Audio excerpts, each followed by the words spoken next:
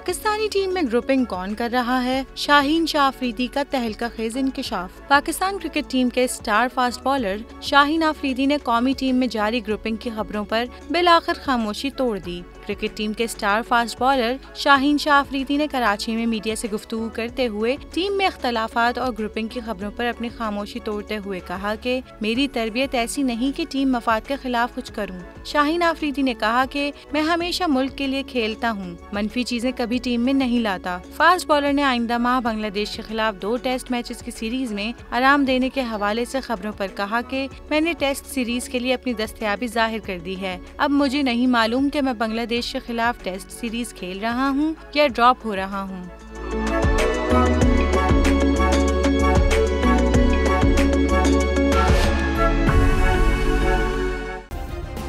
Subscribe करें और bell दबाएं ताकि कोई खबर रह न जाए।